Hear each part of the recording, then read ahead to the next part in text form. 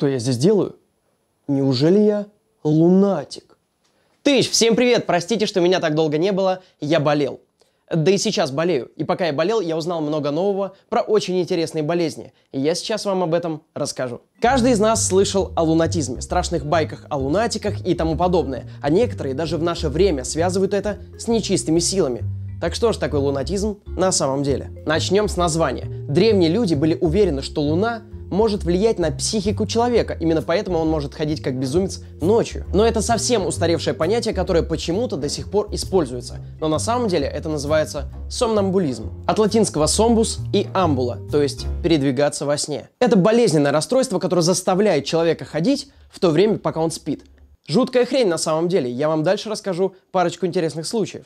У сна есть две фазы – быстрая и медленная. В фазу быстрого сна у человека бегают глаза, и он видит сны, но тело как будто парализовано, чтобы ты никого не убил, пока будешь отбиваться от викингов.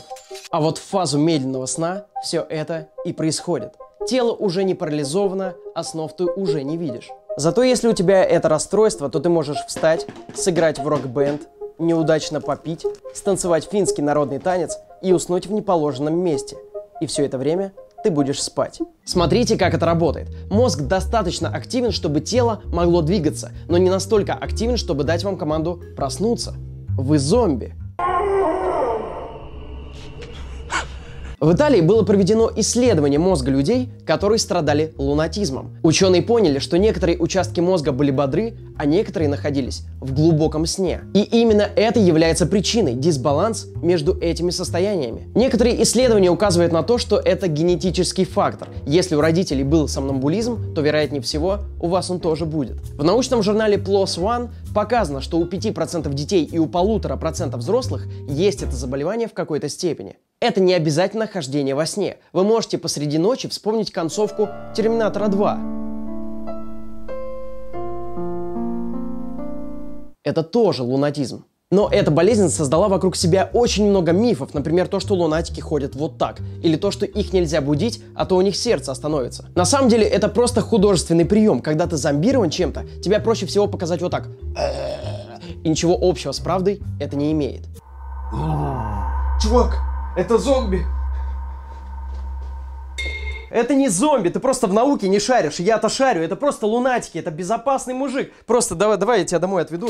Как же я был неправ!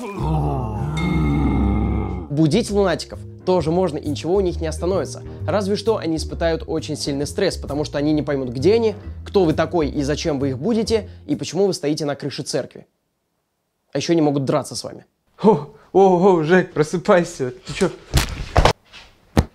И зачастую человек даже не помнит, как начал ходить и как сюда пришел. Так что если вы живете один, вы даже не узнаете, что вы лунатик.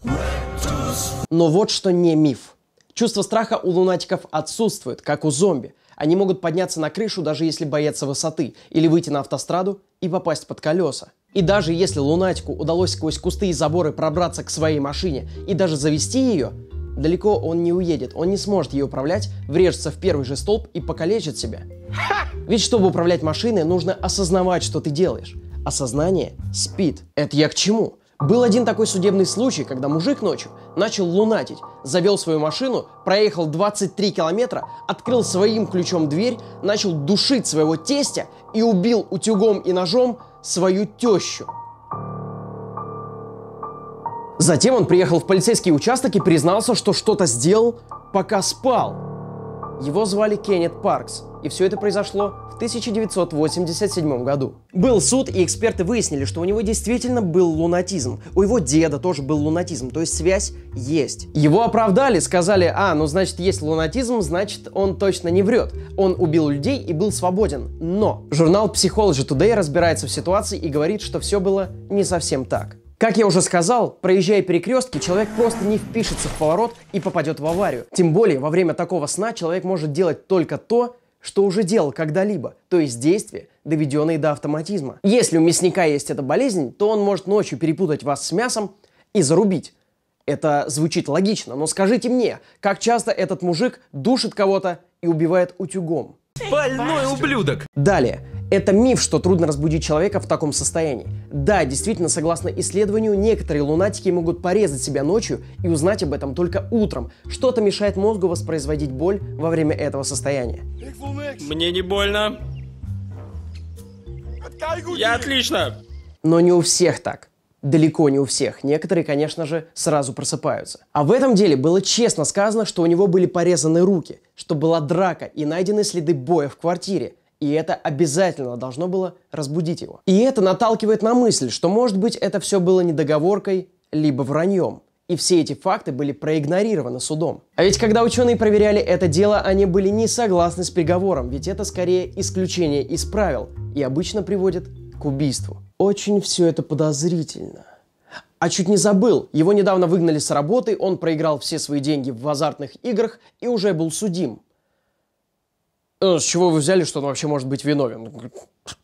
Какая глупость! Но не мне судить. И тем не менее, это называется убийственный сомнамбулизм, и таких случаев было много. Вот, например, Скотт Фаллотер из Аризоны в 1997 году 44 раза ударил свою жену ножом. Затем он переоделся, спрятал одежду и орудие убийства в мешок, а мешок засунул в запасное колесо машины.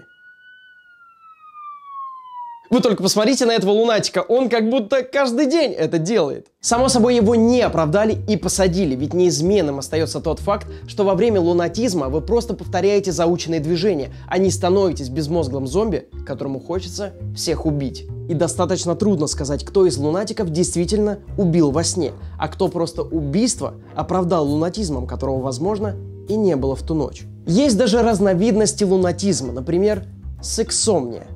Это когда ты во сне сексом занимаешься. Были даже случаи, когда мужики, пока спали, начинали шалить с теми, кто был рядом, без их согласия.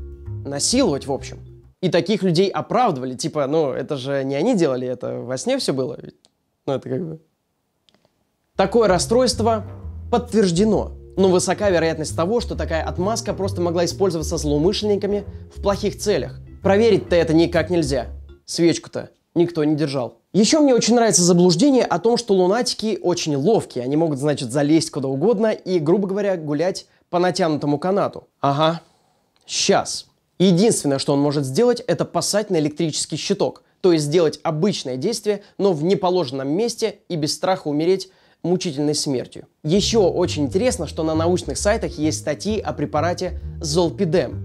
Оно помогает от бессонницы, но вот что забавно. В некоторых случаях видна прямая связь с лунатизмом именно после приема этого препарата. Здравствуйте, у меня проблема бессонница. Нужны какие-нибудь таблетки. А вы пробовали выспаться? Ладно, шучу. Есть Золпидем, сегодня приехали, вот хороший. Да, отлично. А какие побочные эффекты есть? Сейчас посмотрим. Так, вы собираетесь их принимать, да? Конечно.